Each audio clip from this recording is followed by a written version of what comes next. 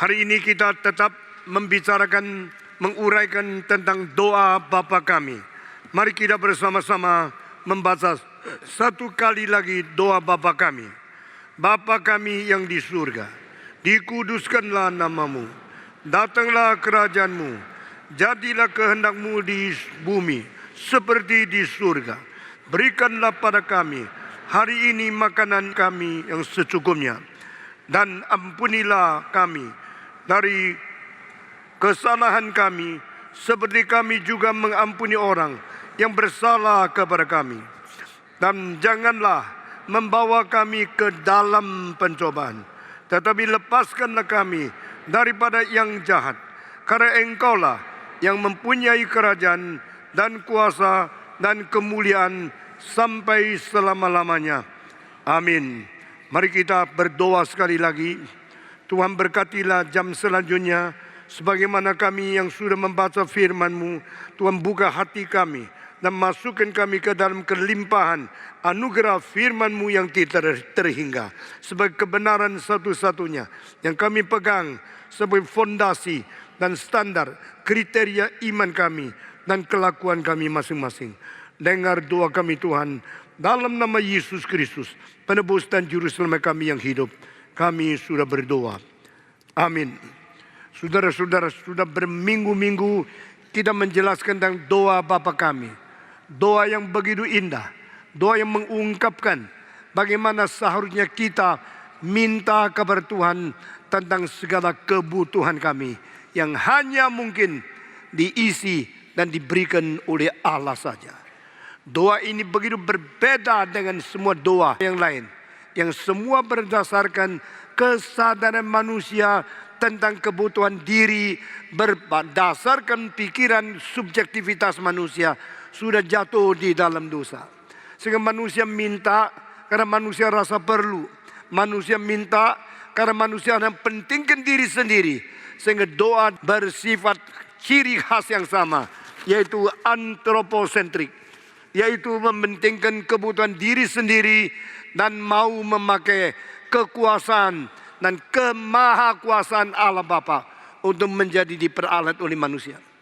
Di dalam doa Bapa kami, doa yang diajarkan oleh anak putra Allah yang tunggal, adalah pribadi kedua dari Allah Tritunggal. Doa yang berpusat kepada Allah, tetapi tidak melupakan kebutuhan manusia. Di mana kita berdoa, kiranya namamu dikuduskan, kiranya kerajaanmu datang ke dunia, kiranya kehendakmu jadi di bumi seperti di surga. Ini 3 kalimat permintaan yang berdasarkan Allah Tritunggal sebagai pusat. Sesudah itu baru kita minta Tuhan memelihara dan memberikan kepada kami apa yang kami butuhkan di dalam dunia ini. Di dalam doa Bapa kami dikatakan 4 hal yang menjadi kesulitan, menjadi sesuatu pergumulan dan sesuatu permintaan manusia di hadapan Tuhan Allah. Kita bergumul dan kita memerlukan kesulitan di dalam jasmani kita. Between I and the material world. Between I myself, created of that image and the likeness of God, in compared with the universe created only material. No image and no likeness of God in other lives, in other things created. Saya adalah manusia yang dicipta menurut peta teladan Allah. Kesulitan saya sebagai manusia hidup di dunia ada 4. Pertama, hubungan saya dengan materi. Kedua, hubungan saya dengan manusia. Ketiga, hubungan saya dengan setan. Keempat, hubungan saya dengan segala kejahatan yang akan membawa saya masuk ke dalam kecelakaan yang kekal dan binasa. Di dalam keempat hubungan ini, Tuhan beri kepada kami apa yang saya perlu. Saya berdoa karena saya dicipta dalam keadaan begini. Saya dicipta sebagai manusia yang berrohani sekaligus bermateri. Saya mempunyai jiwa yang kekal sekaligus saya mempunyai tubuh yang sementara. Di dalam kesementaraan ini saya perlu makan, saya perlu seks, saya perlu kebutuhan materi, saya perlu segala sesuatu yang Kau cipta bagi aku, dan berilah kepadaku apa yang aku perlukan hari ini secara secukupnya, bukan setamaknya, bukan setidak puas-puasnya. Kedua, ampunilah aku seperti aku sudah mengampuni orang bersalah kepadaku. Di sini permintaan mengenai pemberesan di dalam human relationship, interpersonal relationship, in community, in society, in our country, in this world. Saudara-saudara, manusia tidak mungkin tidak berhubung dengan orang lain.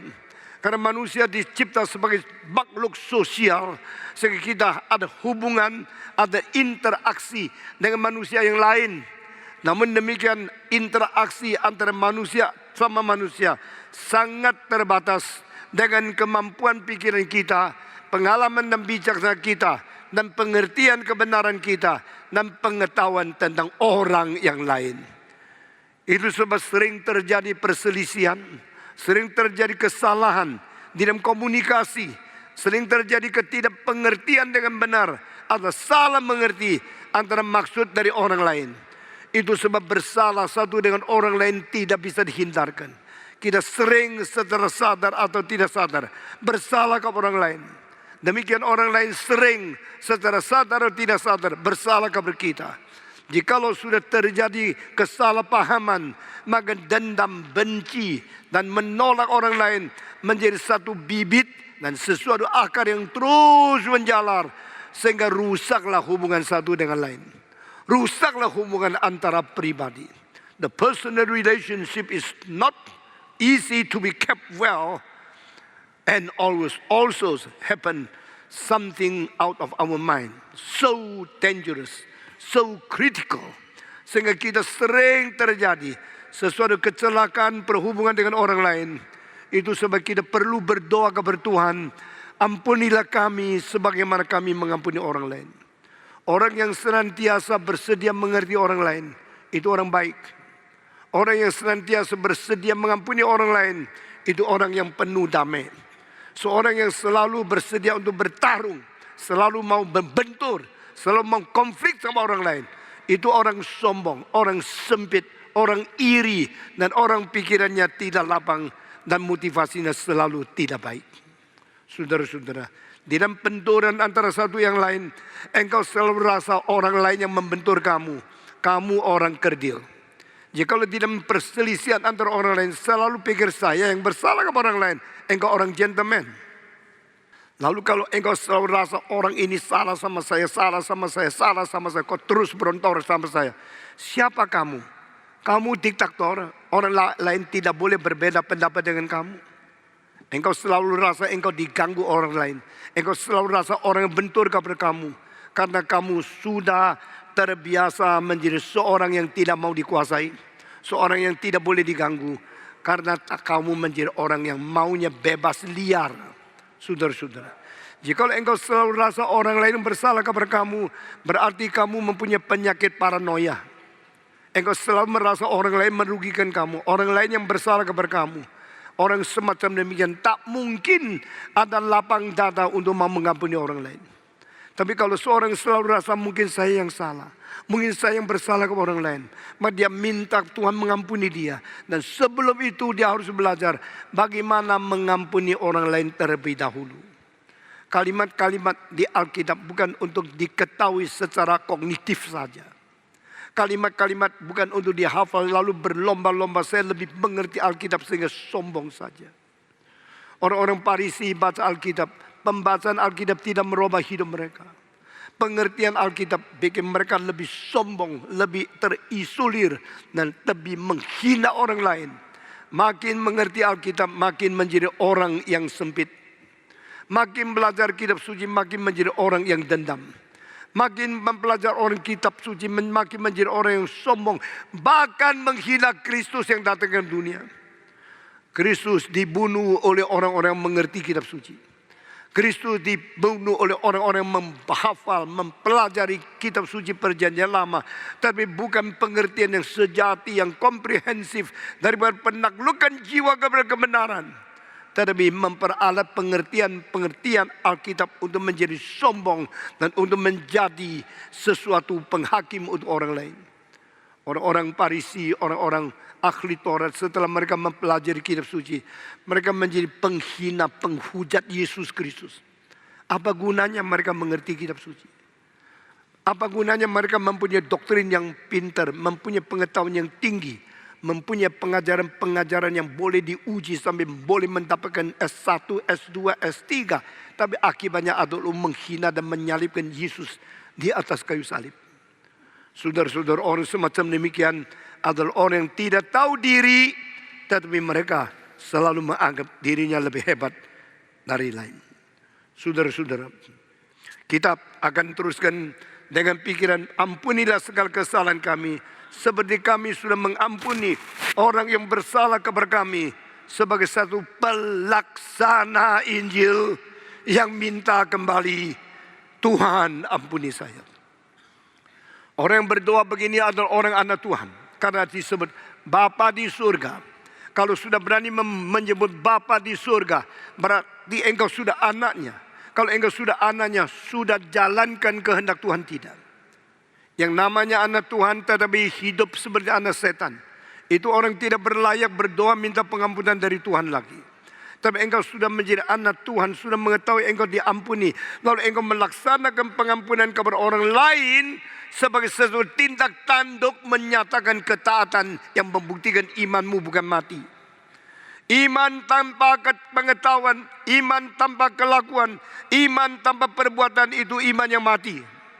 Engkau sudah beriman lalu engkau melaksanakan itu, engkau menjalankan itu, sudah menjalankan itu, buktikan engkau anak Tuhan yang sejati. Baru engkau berhak berdoa kepada Tuhan, ampunilah kesalahan kami, seperti kami sudah mengampuni kesalahan orang lain kepada kami. Ini bukan berarti minta Tuhan mengikuti teladanmu. Bukan minta Tuhan untuk menteladani engkau karena engkau sudah jalankan Tuhan, engkau harus seperti saya. Tapi ini membuktikan engkau sudah terlebih dahulu menerima pengampunan Tuhan yang engkau laksanakan di dalam pengampunan kepada orang lain. Baru engkau kembali. Minggu lalu saya berkata, minta pengampunan Tuhan di dalam pertobatan seumur hidup sampai orang menjadi orang Kristen, itu hanya satu kali. Tapi minta pengampunan Tuhan untuk hidup terus menjaga diri dalam kesucian itu saben hari. You need only once to ask God to forgive your sins when you truly repent and convert to Jesus Christ.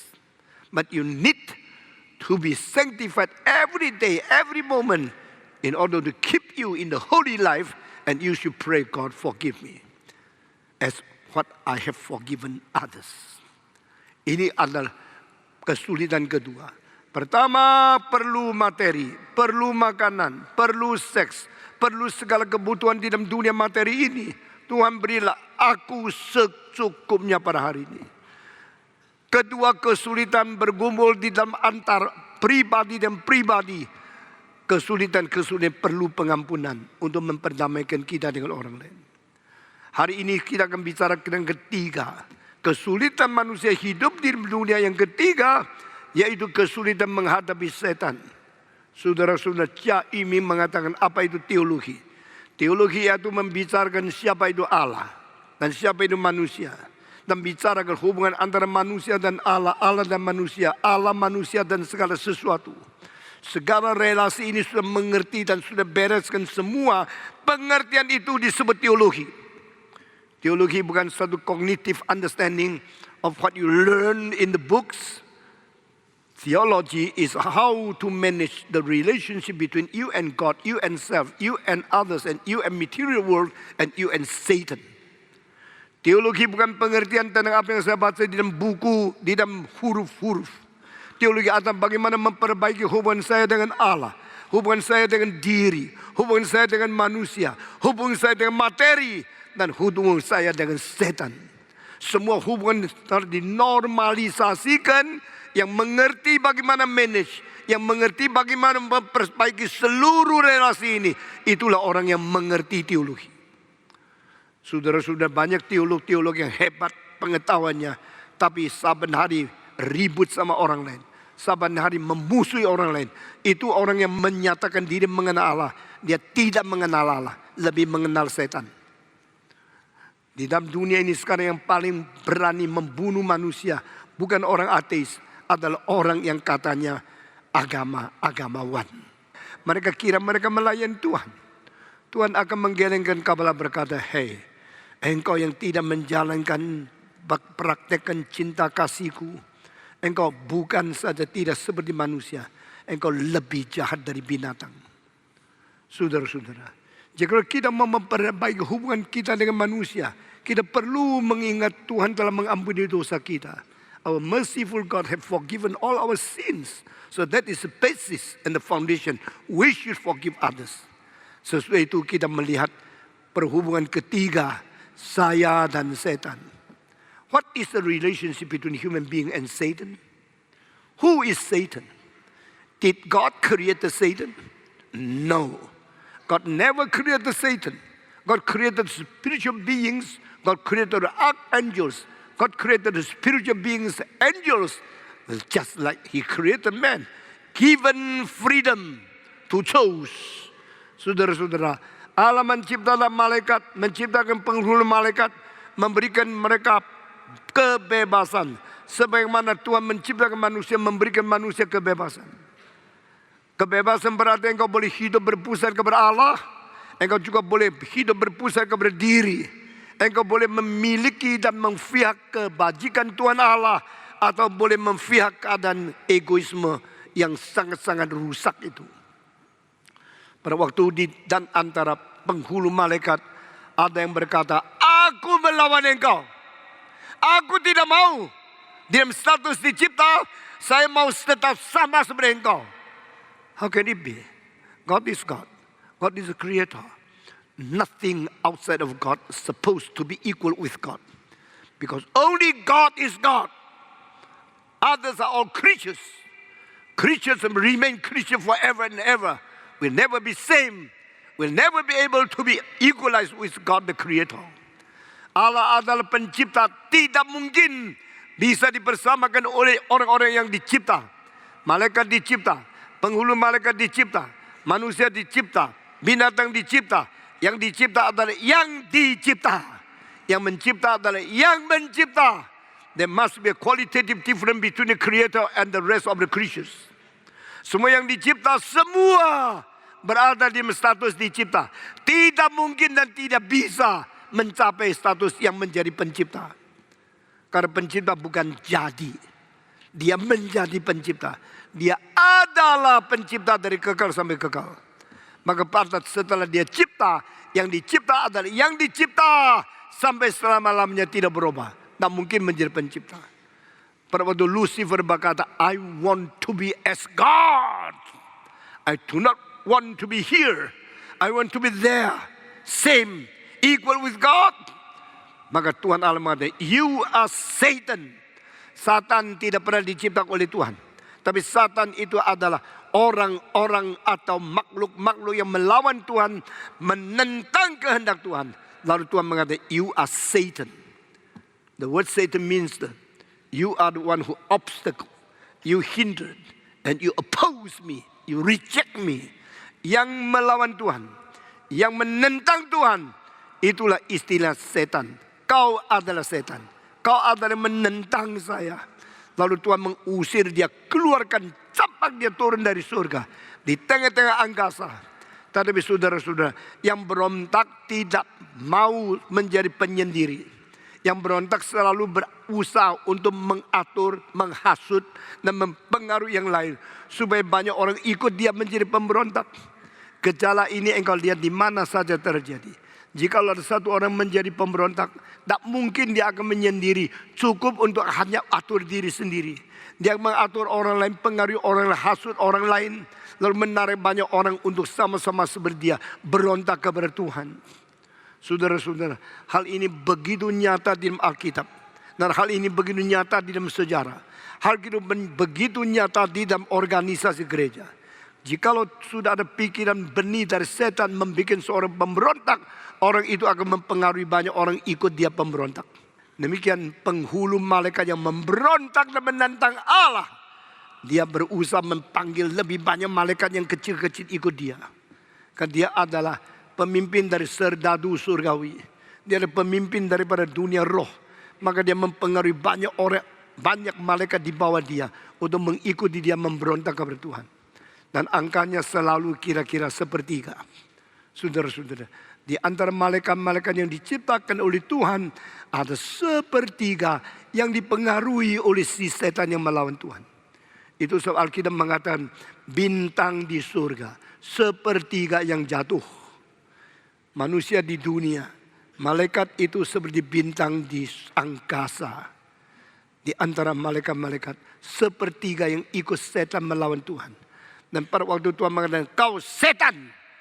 Lalu yang ikut dia, yang ikut setan itu, semua menjadi roh-roh jahat yang berada di dunia kegelapan.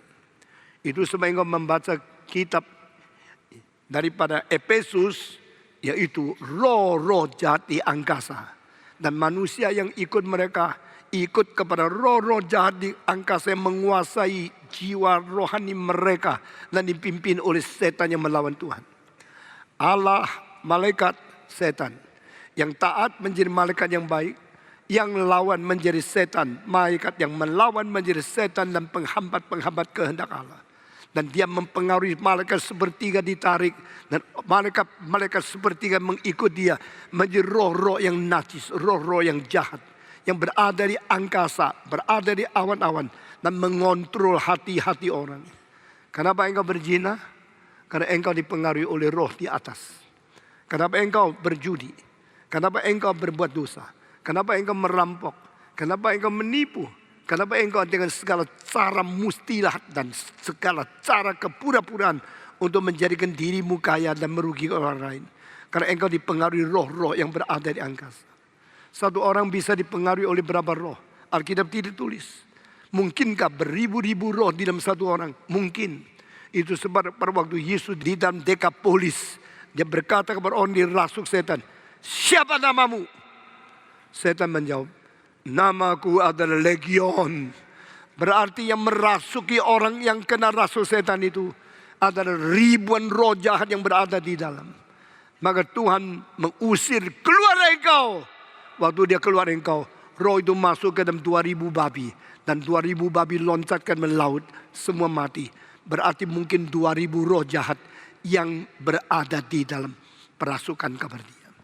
Saudara-saudara, kita bukan hidup netral. Kita bukan hidup bebas. Kita bukan hidup secara sendiri. Kita hidup di tengah-tengah Allah dan setan.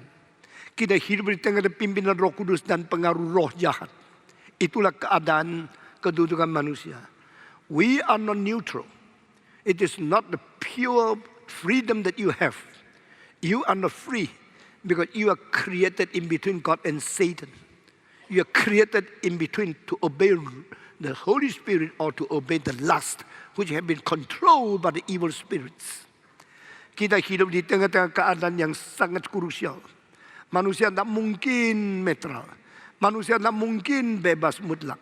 Manusia dicipta di tengah-tengah Allah dan setan.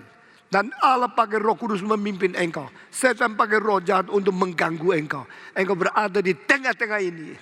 Itu sebab hati-hatilah. Kalau tidak engkau akan menjual diri. Menghancurkan diri. Dipermainkan oleh setan. Dan akhirnya meninggalkan Tuhan untuk selama-lamanya. Itu sebab doa ini menjadi penting. Janganlah membawa kami ke dalam pencobaan. Saudara-saudara, where is the location of human being in the universe? Where is the position of a human spirit among the spiritual world? We are created in between God and Satan. And we are created after the rebellion of the archangel to the Lord. And after that, the existence of God and Satan is contra. And we are created in between. Sudah dengar kalimat ini. Setelah penghulu malaikat melawan Tuhan. Dan semua yang malaikat-malaikat yang kecil mengikuti dia bersama-sama dia menjadi musuh Tuhan. Sesudah eksistensi ini sudah berada. Baru Allah menciptakan Adam.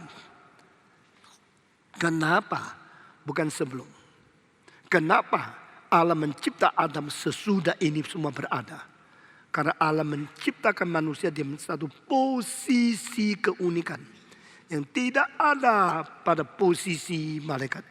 Tidak ada pada posisi makhluk binatang. Tidak ada pada semua ciptaan yang diciptakan Tuhan. We are created uniquely. We are created distinctively. We are created so individualistically. We are created so crucial in the most unique and most critical position. Manusia dicipta dalam posisi yang begitu bahaya, begitu krusial, yang begitu paradoksikal. Kita berada seperti di dalam satu atap yang atasnya cuma berapa senti untuk kita berdiri. Dan kita kalau tidak hati, kita mungkin jatuh ke sini atau jatuh ke sana. Kita berjalan di dalam satu very paradoxical path. And this path is just about the roof top. And that is very dangerous position of human being. Untuk Allah menciptakan manusia di dalam keadaan begitu krusial. Sekarang banyak pemuda tidak tahu.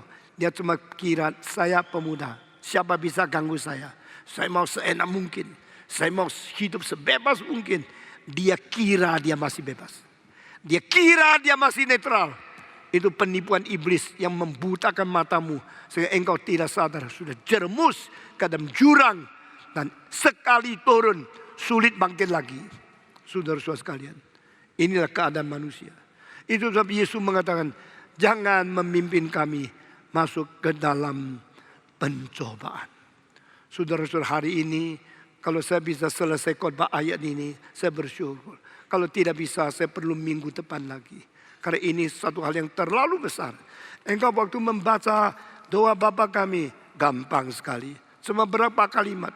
Mau hafal juga gampang sekali. Bapa kami di surga, dipermuliakan namamu, datanglah kerajaan. Semua bisa menghafal.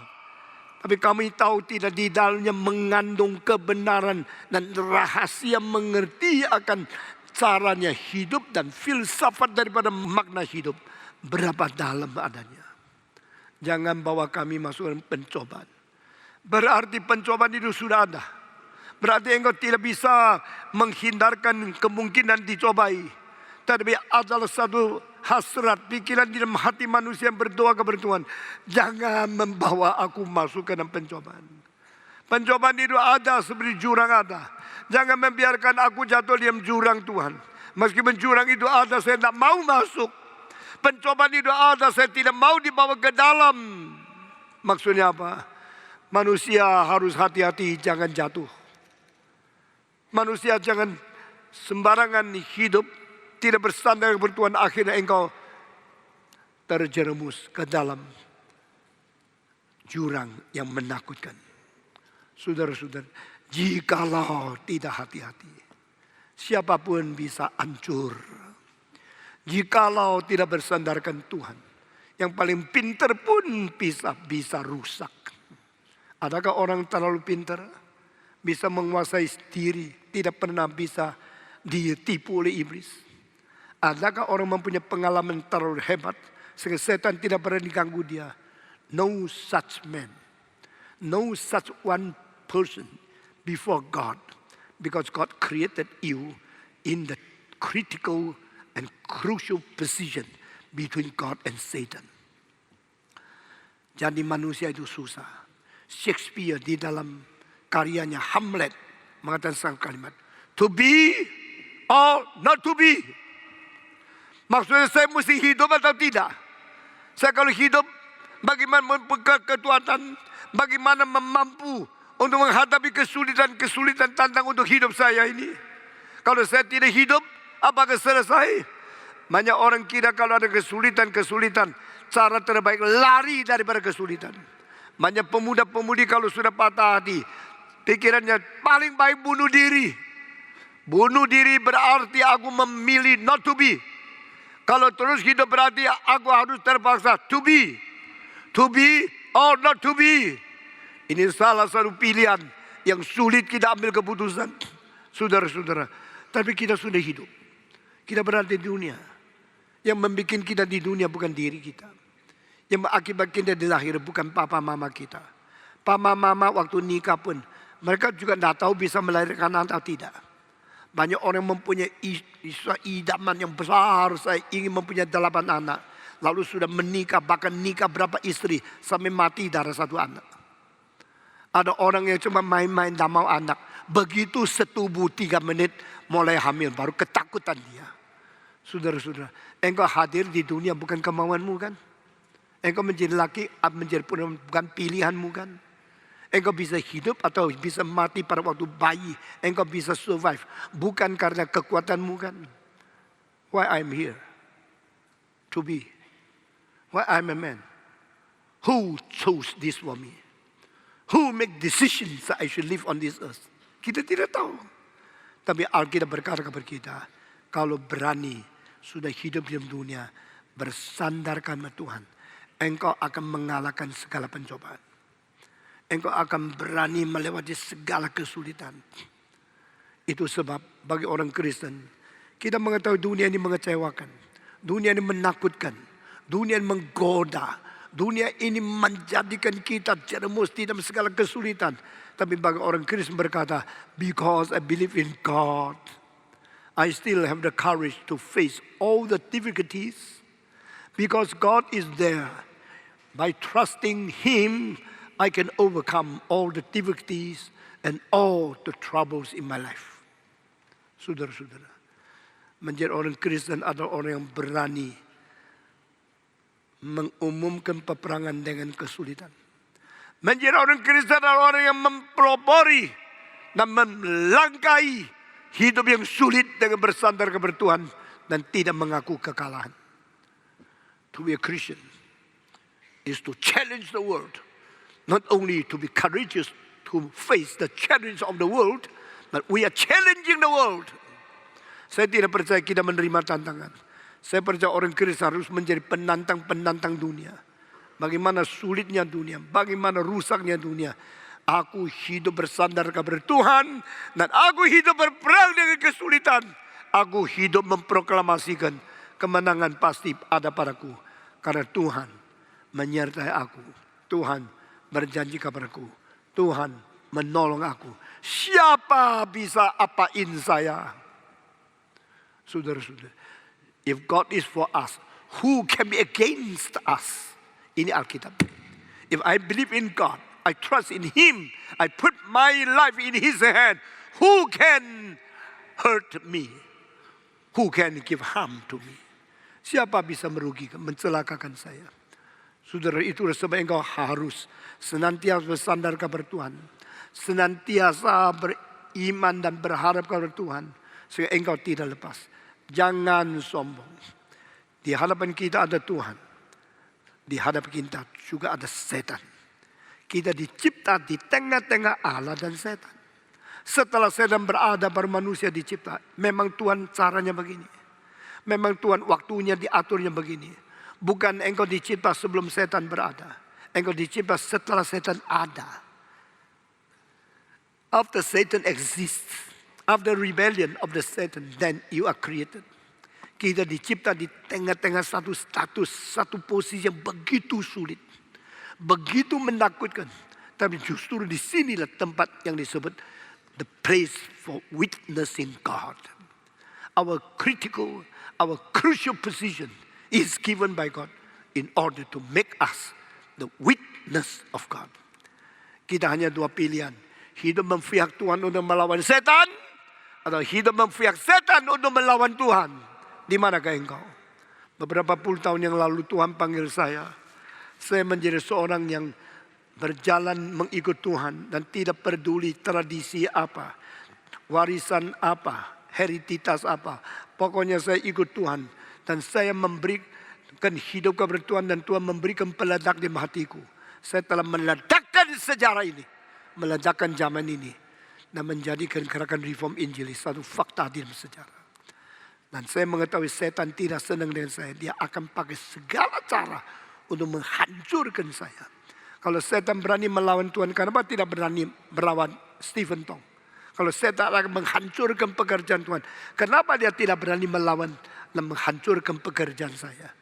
Tapi saya tidak takut karena saya tahu Tuhan berada dan berdamping menyertai saya. Amin. Saudara-saudara, biar kita berdoa di dalam peperangan dunia ini. Gereja yang tidak mengerti peperangan tidur akhirnya hancur. Gereja yang berperang terus, tidak tidur, akan menang. Di dalam dunia ini ada pendeta yang tidur, ada pendeta yang berperang, ada gereja yang tidur, ada gereja yang berperang, ada majelis yang tidur, ada majelis yang berperang, ada hamba Tuhan yang tidur, ada hamba Tuhan yang berperang. We are created in between God and Satan. We are created to be the witness of the truth. We are created to fight for God and against the evil one. We are created to be submissive to Holy Spirit and to fight against all the evil spirits. Saudara-saudara, itu sebab Yesus berkata, jangan membawa kami masuk ke dalam pencobaan. Masuk ke dalam pencobaan. Pencobaan itu harus ada. Pencobaan itu satu kebutuhan. Bolehkah tidak ada pencobaan? Oh Tuhan, kalau Engkau terlebih dahulu memusnahkan setan, bukankah dunia ini damai? Kalau Tuhan, kalau Engkau bikin pagar lebih rapat, tidak ada ular masuk ke Taman Eden, bukankah Adam sejahtera? Kalau Tuhan jangan bikin pohon itu di dalam Taman Eden, maka Adam dah jebak ke dalam dosa. Tuhan sih pohonnya dibangun di situ, buat apa? Kasih lubang sampai ular bisa masuk, dah salah. Kenapa Tuhan tidak membunuh setan? Kenapa Tuhan tidak tebang pohon itu? Kenapa Tuhan tidak mengkekangkan ular? Kenapa Tuhan membiarkan itu ada? Saya sekarang menjawab, harus ada. Saudara, kalimat ini kau tidak mengerti. Manusia hidup di dunia tidak boleh tidak ada pencobaan. Manusia hidup di dunia tidak boleh tidak ada ujian. Harus ada ujian dari Tuhan, ada pencobaan dari setan, baru membuktikan engkau manusia yang bertanggung jawab. So many people try to escape from the difficulty, escape from the heavy burden, escape from the challenge, escape from choosing good or evil. It is impossible. Karena pencobaan dari setan harus ada. Pengujian dari Tuhan Allah harus ada. It is absolute necessity to face the temptation from Satan and to be tried by God. No one human being can live without trial and without temptation. Tidak ada satu manusia boleh hidup tidak ada ujian dan tidak ada pencobaan dari setan. Karena memang Tuhan menciptakan sifat manusia begini. How do you know? How do you prove this? Because Adam was tempted and was tried by God. And when Jesus Christ incarnated to human being, He was also tempted by Satan and tried by God. Yesus Kristus waktu menjadi manusia, Yesus Kristus setelah dia inkarnasi, dia tetap harus dicobai setan. Dia harus diuji oleh Tuhan Allah. Sehingga tidak ada orang boleh menghindarkan. No one supposed to escape. No one can avoid from being tempted by Satan and being tried by God. Tidak ada orang boleh menghindarkan diri, boleh melarikan diri, boleh ditiadakan, boleh menjadi orang yang tanpa pencobaan dan tanpa ujian. It is absolute necessity. It is a must. Absolute necessity. We should face the temptation. Absolute necessity. We should be tried by God. Yesus pun tidak terkecuali. Even Jesus is not accepted. Jesus is not an exception. He himself should be tempted by Satan and tried by God. Who are you? Apakah engkau kira engkau lebih hebat? Boleh dihindarkan. Tuhan biarkan Yesus pun dicobai oleh setan. Apalagi kita. Adam dicobai. Yesus dicobai. Kita tentu harus dicobai. Tapi pada waktu pencobaan itu ada, bagaimana ke kita? Kita doa kepada Tuhan. Jangan memimpin saya masuk ke dalam. Melewati, mengetahui, mengalami boleh. Jangan masuk ke dalam. Sebelum engkau melihat rumah pelacur, jangan masuk ke dalam. Engkau lewat tidak apa-apa. Engkau melihat ada pelacur tidak apa-apa. Tapi jangan masuk. Jangan naik tempat tidurnya. Jangan mau digoda lalu taat kepada dia. Let the prostitute be there. But you are not not tempted into the temptation. Ini artinya. Tuhan, saya tahu saya tidak mungkin tidak ada pencobaan. Tuhan, saya tahu saya sebagai manusia pasti dicobai. Dicobai oleh uang, dicobai oleh seks, dicobai oleh minuman keras, dicobai oleh tipu muslihat, dicobai oleh segala akal-akal rusak. Saudara-saudara, mengapa banyak pejabat menjadi koruptor? Karena mereka sebelum menjadi pejabat berjanji saya mau menjadi orang bersih. Setelah sudah menjadi pejabat, kelihatan uang begitu banyak, mulai gemetar, bagaimana saya tidak bisa memakai. Kalau saya bisa mendapatkan uang ini kan lebih enak. Rumah menjadi besar, saya boleh menjadi istri kedua, mempunyai istri yang ketiga. Ini uang kan saya baik untuk keindahan dan keenakan hidup saya. Dicobai. Saudara-saudara, jangan lupa setan sedang berusaha mencobai engkau satu persatu. Apalagi yang cantik, yang ganteng, engkau akan lebih cepat masuk ke dalam pencobaan. Karena yang mempunyai kecantikan, kecongkakan, kepintaran, dan mempunyai bakat yang tinggi, selalu diincar oleh iblis untuk menjatuhkan kamu. Jangan sombong. Orang yang mempunyai kekayaan, jangan sombong. Mempunyai kepintaran, jangan congkak. Mempunyai keolakan, jangan engkau menjadi sombong. Engkau harus mengetahui engkau mempunyai keelokan, kecantikan, kecakapan, kepintaran. Bukan karena engkau hebat. Hanya karena engkau terlalu lemah. Kalau tidak diberikan kecantikan, engkau lebih gampang bunuh diri. Itu engkau melihat cantik, jangan bunuh diri, sayang. Padahal engkau ada orang paling lemah, baru dikasih keuangan lebih banyak dari orang lain. Dikasih kesempatan lebih lancar dari orang lain.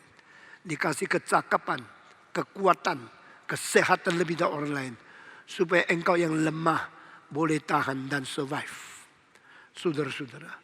Tetapi orang diberikan penyakit, diberikan kesulitan, diberikan kejelekan, diberikan kemiskinan. Justru mungkin mereka itu imannya kuat sehingga engkau bisa tanggung semua ini. Tuhan membiarkan engkau mengalami semua ini. Saudara-saudara sekalian, pencobaan itu ada, tapi jangan masuk ke dalam. Pencobaan itu tidak bisa dihindarkan, tapi harus kita mengalahkan pencobaan. Seperti burung terbang di angkasa, engkau tidak bisa melawan dia. Hish, semua burung pergi, dia tidak dengar perintahmu. Sebab setelah Adam berdosa, keturunan Adam tidak mempunyai kuasa untuk menguasai akan binatang. Dia terus terbang. Engkau tidak bisa melarang dia berterbang di kepalamu. Tapi engkau bisa larang dia bikin sarang di atas kepalamu. Kalau burung itu sudah di sini, engkau boleh usir dia. Kalau dia bikin sarang, engkau hancurkan dia. Sayangnya waktu burung terbang-terbang, kita melihat, kita tidak bisa apa-apa. Pada waktu dia bikin sarang, engkau menyambut dia. Banyak pelacur, engkau tidak peduli dia. Pada waktu senyum sama engkau mulai tergoyang hatinya. Banyak uang yang berada di kantormu, tapi ada kesempatan engkau mencuri, setan bilang tidak apa-apa, tidak ada orang lihat. Engkau mulai keluarkan tanganmu. Lead us not into the temptation. Saudara-saudara, jangan memimpin kami masuk ke dalam pencobaan. Minggu depan akan saya uraikan bagaimana Yesus menang atas pencobaan. Sehingga dia mengajar kita berdoa, jangan memimpin kami masuk ke dalam pencobaan.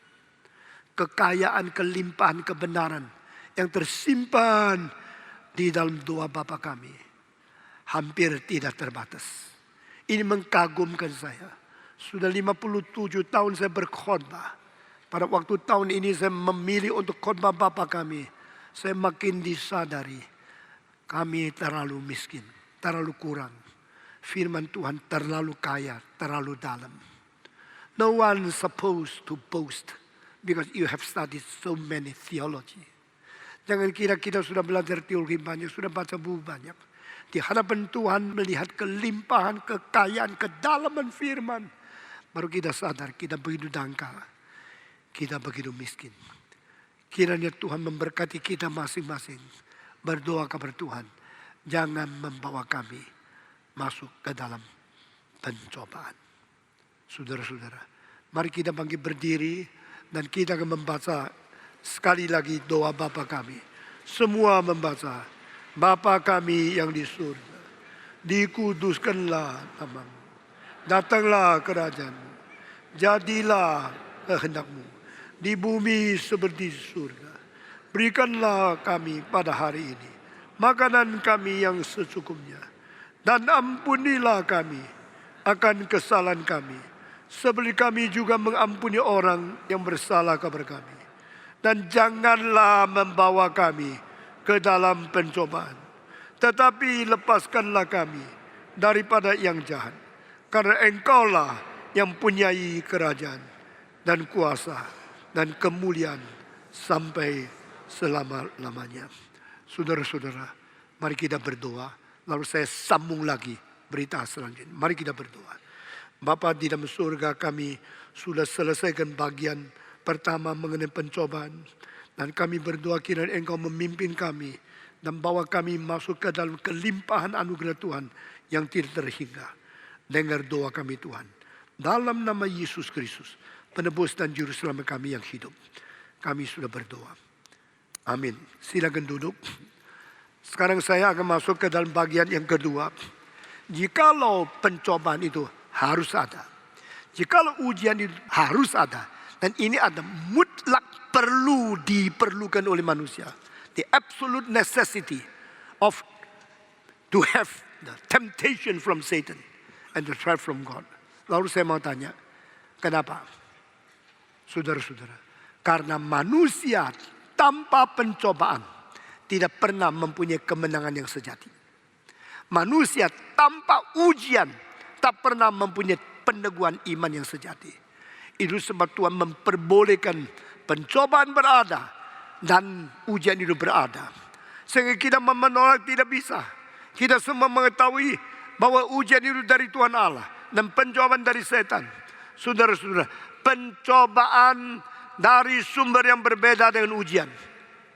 Pencobaan mempunyai tujuan yang berbeda dengan ujian. Pencobaan mempunyai hasil dan akhirnya dengan tujuan yang berbeda dari ujian. Sekarang saya membedakan tiga hal ini. Pencobaan dari iblis, ujian dari Allah. Semua, 1, 2, 3. Sumbernya lain. Kedua, pencobaan bersifat jahat, ujian bersifat baik. Semua. Kenapa pencobaan bersifat jahat? Karena yang mencoba itu adalah musuh Tuhan dan akan memusuhi semua orang yang taat kepada Tuhan. Sedangkan yang menguji adalah mencipta manusia dan akan menyempurnakan manusia yang dicipta. Saudara-saudara, yang mencobai adalah setan yang melawan Tuhan dan yang membenci orang-orang yang taat kepada Tuhan. When you claim I believe in God, when you say I submit to you God, when you say I obey your will and your commandment, you immediately become the target of Satan to attack you. Saat engkau berkata, Tuhan saya mentaati engkau, saya mau mengabdi kepadamu, saya percaya kepadamu. Waktu engkau proklamasikan itu, saat itu juga setan mulai menjadikan engkau target untuk diserang, untuk dicobai, untuk dihancurkan. Saudara-saudara, pencobaan dari setan, tetapi ujian dari Tuhan Allah. Pencobaan bermotivasi yang rusak untuk menghancurkan, untuk menjatuhkan, untuk melaratkan, untuk menarik engkau turun dan berstatus bersandar kepada Tuhan. Ujian berbeda. Ujian adalah untuk memperkuatkan engkau, memurnikan engkau, membersihkan hatimu supaya engkau diteguhkan iman untuk bersandar kepada Tuhan. Dari pencobaan dari iblis, ujian dari Allah, sumbernya lain. Kedua, pencobaan merusak, ujian mengkuatkan. Ini adalah motivasinya lain. Allah tidak pernah mencobai manusia. Allah juga tidak mencobai manusia. Meskipun istilah yang dipakai di Yakobus itu sama, tapi saya akan bicarakan tentang relasi ujian yang dari Tuhan Allah, hubungan dengan pencobaan dari iblis. Apa itu? Saudara-saudara sekalian, kita membedakan secara seluruh prinsip total. Allah tidak mencobai, tapi Allah menguji kita. Setan mencobai. Saudara-saudara sekalian, pekerjaan setan itu 3 yang paling besar. Pekerjaan Allah 3 yang paling besar. Allah mencipta, Allah menebus, Allah mengwahyukan kebenaran. Semua. Allah mencipta, Allah menebus, Allah mengwahyukan kebenaran. The true God is the one who create everything. The true God is the God who redeem human being. The true God is the God who reveal the truth to human being so we can know the truth of God. Setan pekerjaan juga 3. Pertama, menentang Tuhan. Kedua, mencobai manusia. Ketiga, menuduh orang Kristen. The 3 great works by Satan. First, to oppose God. Second, to tempt human being. And third, to accuse the saints. Setan menantang Allah, lalu setan mencobai manusia. Setan menuduh orang Kristen. Ini 3 pekerjaan iblis yang besar. Berlawanan dengan pekerjaan 3 yang besar, Tuhan Allah menciptakan manusia menurut peta teladan Dia. Tuhan menebus kita supaya kita menjadi anak-anak Allah. Dan Tuhan akan mengwahyukan kebenaran supaya orang-orang anak-anak boleh mengerti kebenaran dari rencana Tuhan Allah yang selama-lamanya. Saudara, kalau engkau mengerti seluruh gambar ini, cosmic drama, the cosmic understanding of the universal truth, lalu engkau tenang menjadi manusia, tidak pernah akan sembarangan hidup seperti orang yang diombak-ambikkan oleh dosa, yang dikocar-kacirkan oleh iblis. Saudara-saudara sekalian, setan melawan Tuhan, setan mencobai manusia, baik Kristen, baik tidak Kristen, suruh semua berdosa. Dia punya kerjaan, dia punya mau adalah merusak manusia. Dan sesuai itu, engkau tetap bisa menjadi orang Kristen.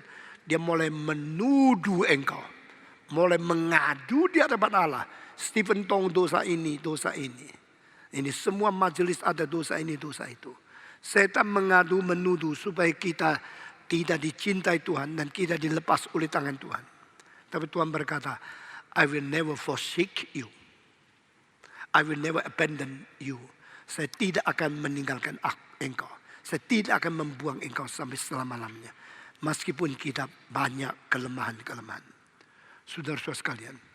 Karena itu, maka kita percaya, kita tahu harus ada pencobaan. Harus ada ujian. Tapi tujuan ujian itu apa? Tujuan pencobaan itu apa? Pencobaan dari mana? Ujian dari apa? Motivasinya pencobaan itu apa? 3 hal yang kita paparkan.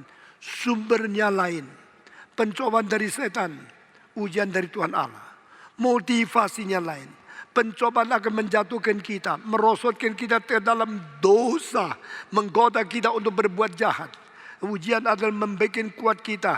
Kita mempunyai iman yang teguh bersandar kepada Tuhan. Dan ketiga, tujuan dan akibat. Setelah akibat tujuan tercapai oleh iblis, manusia menjadi sekongkol dengan dia. Berbuat dosa dan menyukai kegelapan dan kejahatan. Tujuan dan akibat daripada pencucian daripada Tuhan, daripada ujian Tuhan, setelah kita diuji menjadi bersih, kita akan seperti emas murni. Sebagaimana tidak ada emas yang tidak lewat api. Sebagaimana tidak pernah ada mutiara atau khususnya berlian yang tidak diasah. Sebagaimana tidak pernah ada kain yang bagus, pakaian yang cantik yang sesuai dengan bentuk tubuhmu tidak digunting dengan gunting. Saudara-saudara, kain yang utuh, yang cantik, yang tak pernah digunting tidak mungkin menjadi pakaian yang bagus. Batu yang mengandung berlian yang tidak diasah tak mungkin mengkilap, tak mungkin mencahayakan, mencerminkan cahaya yang sangat menghalaukan kita. Dan juga demikian, saudara-saudara, emas yang tidak dibakar tidak mungkin menjadi 24 karat. Ini semua berarti kepada kita. Ujian itu perlu Ujian itu penting. Ujian itu harus. Sehingga barang siapa menjadi milik Tuhan harus diuji. Saya mau tanya, waktu ujian itu datang enak tidak? Diuji enak tidak? Waktu dibakar enak tidak? Waktu diasah enak tidak? Waktu dipotong enak tidak? Jangan potong. Ini kain yang bagus, baru dari pabrik sempurna. Kenapa dirusakkan begini? Diam. Kalau saya tidak memotong, dia adalah kain. Setelah saya potong dan jahit, dia adalah pakaian. You bukan pakai satu kain untuk bungkus sini sana kan. You pakai pakaian yang begitu cocok dengan tubuhmu. Harus digunting. Ujian itu tidak bisa dihindarkan. Tuhan tidak mungkin tidak memberikan ujian kepada umatnya. Tuhan mencintai kita maka memotong kita. Oh sakit. Jangan potong Tuhan. Saya mau utuh. Kalau engkau menjadi kain yang utuh, engkau tidak mungkin menjadi pakaian yang utuh.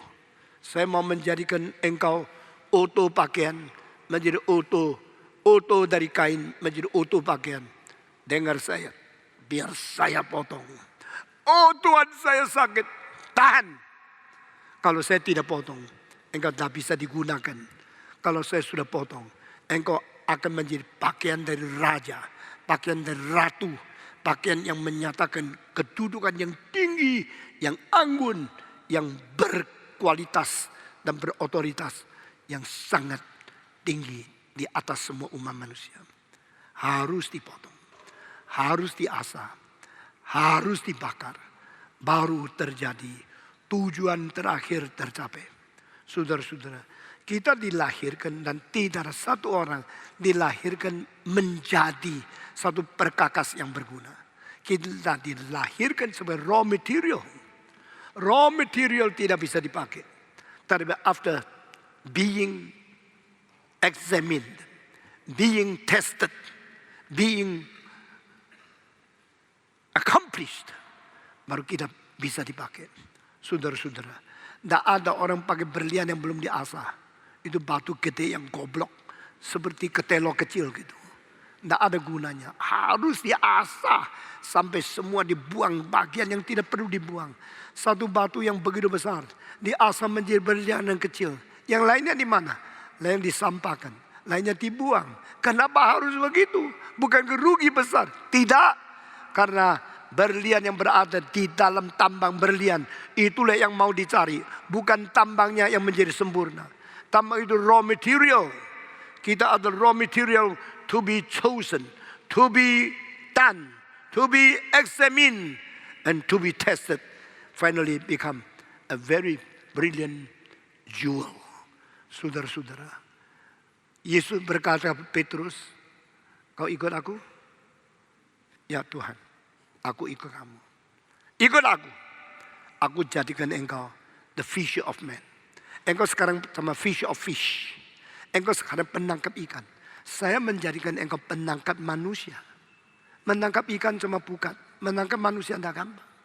Menjadikan manusia anak Allah melalui khotbahmu, melalui latihmu, melalui teladanmu, melalui bimbinganmu sampai orang itu jadi tidak gampang. Sebagaimana saya seorang hamba Tuhan melihat pemuda-pemudi yang semaunya enak sendiri, maunya main sepeda motor untuk berkebut ke sini sana, maunya pergi cari pelacur, maunya minum minuman keras. Panggil mereka ikut kebaktian, tak gampang. Ikut kebaktian suruh mereka tekun mereka firman, tak gampang. Mereka firman menjelaskan sampai mereka mengerti sungguh-sungguh, tak gampang. Mengerti akhirnya mereka betul-betul hatinya hancur dan mereka bertobat, tidak gampang. Sudah hati bertobat mereka mau mencintai Tuhan, tak gampang. Mencintai Tuhan, suka baca kitab suci dan suka mengabari Injil, tak gampang. Itu sebab kalau ada orang yang sudah digarap oleh Tuhan sampai jadi, saya senangnya luar biasa. Saudara-saudara, di antara kita ada orang sudah 1 tahun 1 miliar, lalu lepas karena tidak mau uang, mau melayani Tuhan. Bagaimana kita tidak bisa mencintai orang seperti ini? Bagaimana kita tidak menghargai pemuda yang begitu rela melayani Tuhan? Ada orang dulu semaunya minum-minum dan mabuk-mabuk. Akhirnya menjadi orang yang bagi traktat di kota New York menginjili orang lain supaya menjadi orang Kristen. Bagaimana kita bisa tidak mencintai orang seperti ini? Bukankah banyak orang Kristen tidak pernah mau membagi traktat? Kenapa anak orang belum Kristen kok bisa mencintai Tuhan seperti ini? Bagaimana anaknya orang belum Kristen bisa baca kitab suci berjam-jam satu hari? Saya sangat mencintai manusia-manusia pemuda-pemudi yang digarap oleh Tuhan. Diasah oleh Tuhan. Dibakar oleh Tuhan. Yang sudah dipotong oleh Tuhan. Lalu menjadi hambanya yang bisa dipakai di dalam kerajaan Tuhan. Saudara-saudara, harus ada ujian. Harus ada pencobaan. Socrates berkata, unexamined life is not worth living. Begitu ketat, begitu keras. Orang yang tidak pernah diuji tidak layak hidup di dunia. Ini bukan perkataan Paulus, perkataan orang yang Kristen, orang di Greka, filosof yang namanya Socrates. Dia sebagai orang biasa pun mengerti manusia perlu diuji, manusia perlu dites, manusia perlu diuji sampai sukses baru layak hidup di dunia. Manusia yang maunya foya-foya, maunya enak-enak, hambur-hambur waktu, uang dan segala sesuatu, maunya melampiaskan segala nafsu, tidak layak hidup sebagai manusia. Hidupnya karena seperti binatang. Saudara-saudara, kenapa anakmu tidak beres? Karena engkau terlalu memanja dia. Anakmu mengapa tidak beres? Karena engkau tidak berani menguji dia, berani memeras dia. Waktu engkau miskin, waktu engkau masih kecil, engkau tidak bisa beli piano, tidak bisa beli sepeda, tidak bisa beli mesin jahit, tidak bisa bayar uang sekolah. Engkau nangis, lalu engkau berkata, kalau saya sudah besar, sudah enak, kalau saya sudah dewasa cari uang banyak, saya mau beli sepeda paling baik untuk anak kecil. Saya mau beli mobil paling enak untuk anak saya. Saya akan memberikan rumah yang paling besar untuk anak. Engkau kira engkau cinta anak, engkau yang merusak anak. Mari kita kasih enak untuk anak kita lebih enak. Karena saya mampu kok. Saya ada uang banyak kok. Kenapa harus siksa mereka? Bukan siksa latih. Bukan siksa uji. Bukan siksa, itu semacam testing. Anakmu kalau terlalu enak, makan seenaknya, tidur seenaknya, pakai seenaknya, pergi seenaknya, pakai uang seenaknya, pasti rusak. Cilakalah kamu yang dilahirkan di keluarga kaya. Karena engkau mempunyai kemungkinan dirusak oleh papamu, engkau tidak sadar. Sekarang saya menjadi papamu yang diutus oleh Tuhan. Latih dirimu. Miskin dulu. Susah payah dulu. Tanggung berat dulu. Mau dites. Mau diuji. Bahkan dibiarkan setan mencoba engkau, tetapi jangan masuk. Anak presiden bisa jadi anak setan. Anak raja bisa anak neraka. Saudara-saudara, Ratu Inggris, anaknya, cucunya harus dikirim pada waktu Desert Storm, perang di tengah-tengah, mungkin mati di situ. Tidak bisa karena dia adalah anak Ratu Inggris, cucu Ratu Inggris, boleh dibiarkan, dibebaskan. Inilah ajaran Tuhan. Yesus ke dalam dunia dicobai oleh setan, iya. Diuji oleh Tuhan, iya. Menderita kesulitan, iya. Kenapa? Anak Allah tidak ada yang terkecuali. Saudara-saudara, waktu Yesus datang ke dalam dunia, dibiarkan dia menghadapi setan, dibiarkan dia hidup di dalam kemiskinan, lahir dalam keluarga tukang kayu. Saya percaya Yesus Kristus dari kecil sampai umur 30 hidup sederhana, hidup begitu seperti rakyat biasa, supaya dia mengerti kesusahan rakyat. Banyak pendeta tidak bisa khotbah dengan berkuasa karena apa? Karena hidupnya tidak pernah mengerti kesusahan rakyat. Dari satu khotbah saya sudah tahu ini pendeta besok jadi atau tidak. Saya tidak nilai daripada berapa pengetahuan dia tahu, berapa teologi dia kuat.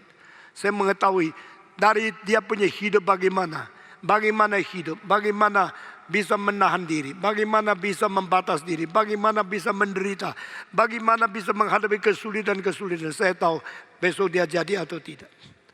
Saya bersyukur kepada Tuhan. Gereja ini sudah 1072 pemuda-pemudi yang pergi ke pelosok-pelosok pedalaman Kalimantan, Sumatera, Sumba, pergi ke Irian Jaya, pergi ke Papua, pergi ke tempat-tempat yang paling miskin. Dengan sepeda motor goncang-goncang melatihan seperti seluruh tubuh mau hancur. Pergi mengabari ini kepada desa-desa. Dan anak-anak orang kaya yang tidak pernah pergi, saya sangat khawatir. Kenapa pergi situ? Buat apa pergi? Lebih enak di Jakarta. Lebih enak, lebih bahaya. Engkau kalau kaya, saya tidak ganggu. Tapi kalau perlu, belajar seperti orang miskin. Belajar menderita sedikit. Belajar tahan uji. Saudara-saudara. Pada waktu saya masih muda, sering malam itu tidak makan. Khotbah selesai, lupa makan tidur sampai besok.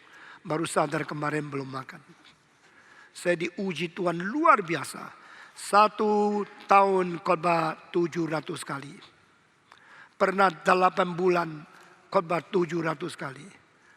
Rektor Singapore Bible College mengatakan, you preach in 8 months 700 times. It is amount of preaching for another preacher for the whole life. Banyak pendeta 1 minggu khotbah 1 kali. Atau 2 minggu khotbah 1 kali. 1 tahun khotbah 26 kali. 30 tahun baru 700 kali. Saya khotbah diam 8 bulan 700 kali. How can you do it? Ini kali ada berapa orang rektor-rektor dan pendeta besar reform dari Amerika. Ketemu dengan saya. We heard that you preach over 500 times every year. We go here, go there every day. Go with plan. How can you do it? Saya menjawab gampang. I don't know how can I do it. But I want to ask you, how you cannot do it? Saudara-saudara, menjadi hamba Tuhan. Ada yang gereja 1000, serahkan dia pelan-pelan menjadi 200. Ada yang dari 0, sekarang menjadi 10.000. Kenapa? Karena you trust God. You mau mengalami kesulitan. You mau pikul salib. You berani ditantang oleh zaman. Dan engkau juga menantang zaman. Saudara-saudara, biar kita menjadi orang Kristen yang sungguh-sungguh abdi kepada Tuhan. Menjadi orang Kristen yang mengetahui menghadapi ujian dan pencobaan. Sekarang saya masuk dalam tahap yang ketiga. Apakah hubungan ujian dan pencobaan? Saudara-saudara, pada waktu setan mau melawan, mau menyerang, dan mau menghancurkan seseorang, dia pasti pakai pencobaan. Lalu pencobaan itu kalau terlalu berat, tidak diizinkan oleh Tuhan. Sehingga batasnya sampai di mana, Tuhan yang menentukan. Bukan setan yang menentukan. Dari mana engkau melihat? Dari kalimat Paulus, tidak ada pencobaan melampaui batas. Karena Tuhan mengetahui sampai di mana kita bisa menerima pencobaan. Itu sebab jangan takut. Orang Kristen bagaimana susah, bagaimana diserang oleh setan. Tidak mungkin melewati batas yang ditentukan oleh Tuhan. Sama seperti air pasang laut bagaimana besar ombaknya. Tuhan mengatakan stop here. Tidak mungkin dia lewat. Kecuali saat tsunami Tuhan mengizinkan. Kalau tidak, laut bagaimana berombak semua ditetapkan batasnya. Saudara-saudara, jikalau Tuhan menetapkan batasnya, lalu engkau dicobai oleh iblis, engkau diberi sengsara, diberi segala godaan, tidak usah takut, karena ada batas. Pada waktu setan datang kepada Tuhan Allah, Ayub, orang milikmu, dia saban hari berbakti kepadamu, berdoa kepadamu.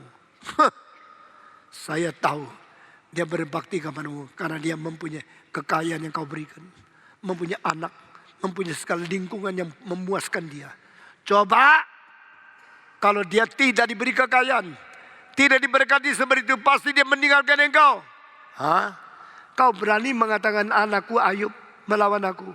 Saya serahkan dia kepada engkau. Engkau ganggu dia. Engkau cobai dia. Tapi engkau tidak boleh mematikan dia. Itu batasnya. Oh kalau begini, selain kematian tidak boleh. Lain boleh kan?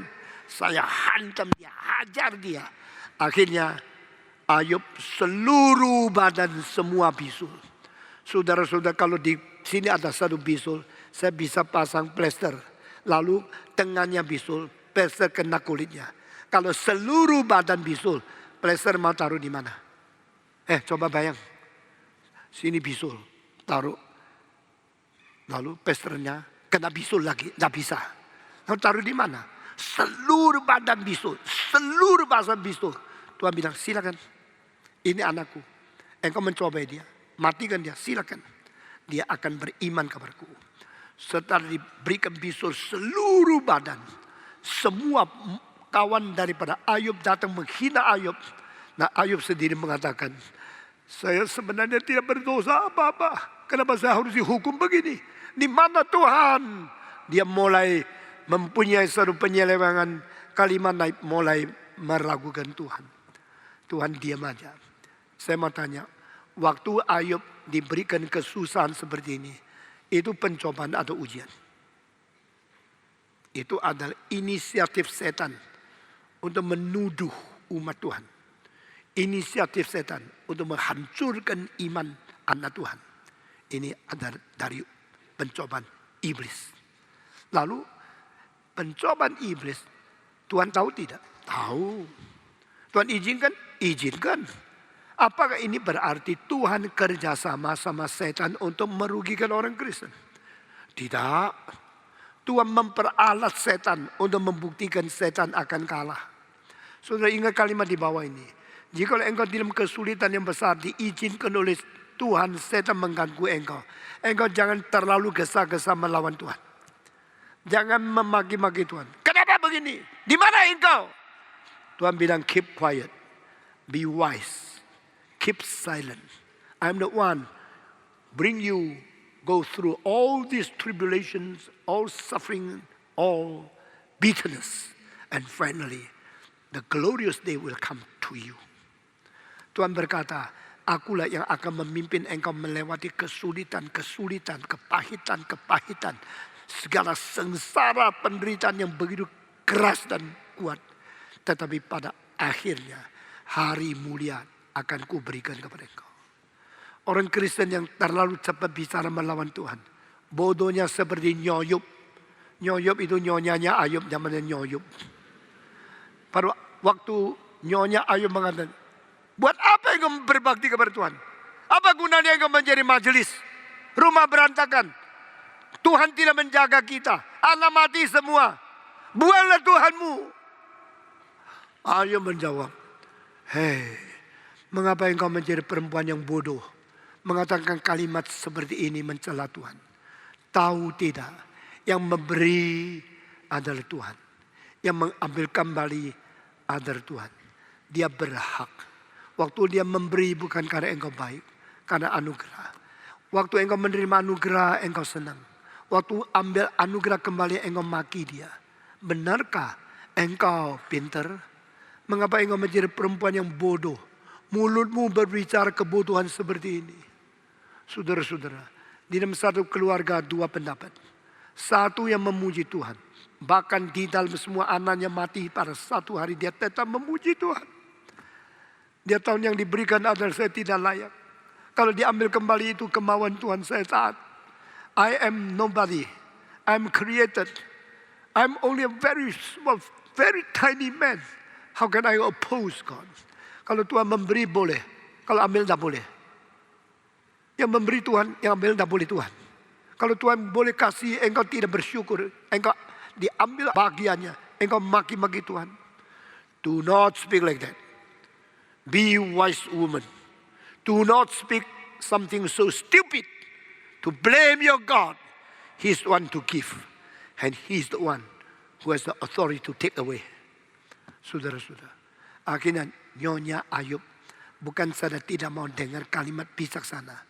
Dia tetap mempertahankan. Salah Tuhan. Tuhan mempermalukan saya. Tuhan memaki-maki, melukai saya. Sampai anaknya saya mati. Dan dia akhirnya meninggal Ayub. Meninggalkan Ayub, tidak tentu cerai. Tapi tidak mau sama dia. Karena apa? Mulutnya bau. Orang berbisul, darahnya kotor. Lalu ababnya bau. Waktu Ayub berkata, Tuhan. Nyonya Ayub, bau sekali. Sudah, saya pergi tinggal lain tempat, namun tinggal sama kamu. Saudara-saudara, kasihan ya. Ayub kasihan ya. Tapi engkau tinggalkan suami. Tuhan tetap menyertai dia kok. Tuhan tidak pernah membuang dia. Akhirnya Tuhan memberi dia 10 anak lagi. Untanya 2 kali lipat ganda. Dombanya 2 kali lipat ganda. Sapinya 2 kali lipat ganda. Kenapa anaknya bukan 20? Kalau dulu 10 sudah mati, mesti kasih 20, baru 2 kali lipat ganda. Hanya manusia tidak boleh lipat ganda. Kenapa? Takut kebanyakan populasi ya? Bukan. Karena manusia sudah mati, belum lenyap, masih ada di surga. Tambah 10 lagi sudah double. Tapi kalau sapi tidak. Sapi kalau sudah mati kasih 20 kali, baru namanya 2 kali lipat ganda. Kalau manusia sudah mati, kasih 1 kali lagi, sudah 2 kali lipat ganda. Karena sapi setelah mati, selesai. Manusia setelah masih ada. Jadi dalam buku Ayub sudah membuktikan jiwa itu bersifat kekal adanya. Semua firman Tuhan mengandung makna-makna yang luar biasa. Yang kita biasa tidak melihat. Tapi kalau diselidiki, baru tahu kebenaran Tuhan. Begitu ajaib. Begitu limpah adanya. Saya akan menyimpulkan hari ini. Waktu Ayub menderita, itu adalah pencobaan atau ujian. Itu adalah pencobaan setan yang diberi batas oleh Tuhan. Dan setelah setan mencoba Ayub, Tuhan memperalat seluruh pencobaan menjadi ujian bagi Ayub. Maka bukan Allah kerja sama-sama setan. Allah memperalat niat jahat dari setan untuk menggenapi niat baik dari Tuhan Allah. Sehingga Allah tetap menang adanya. Di dalam kesulitan, di dalam tsunami, di dalam kelaparan, di dalam kematian, di dalam wabah. Kita selalu anggap Tuhan kalah, setan menang. Tuhan senyum di surga. Please wait. Don't be hesitate to hurry to criticize me. I tell you, my will is forever. My wisdom is hidden. My strategy is not as yours. Tuhan berkata, saya mempunyai rencana, mempunyai strategi, mempunyai cara saya sendiri. Biar kita di kesulitan, dicobai oleh setan, jangan memarah-marahi Tuhan. Amin. Biar kita di dalam pencobaan, dalam kesulitan, jangan tawar hati. Amin. Karena Tuhan berkata, aku tidak pernah meninggalkan engkau. Aku tidak pernah membuang engkau. Pada hari yang sudah sampai, engkau akan melihat kemuliaan. Mari kita berkata kepada Tuhan, jangan membawa kami masuk ke dalam pencobaan. Mari kita berdiri, kita sekali lagi mengucapkan doa Bapa kami. Bapa kami di surga, dikuduskanlah namamu, datanglah kerajaanmu, jadilah kehendak-Mu di bumi seperti di surga. Berikanlah kami pada hari ini makanan kami yang secukupnya, dan ampunilah kami akan kesalahan kami, seperti kami juga mengampuni orang yang bersalah kepada kami. Dan janganlah membawa kami ke dalam pencobaan, tetapi lepaskanlah kami daripada yang jahat. Karena Engkaulah yang mempunyai kerajaan dan kuasa dan kemuliaan sampai selama-lamanya. Amin.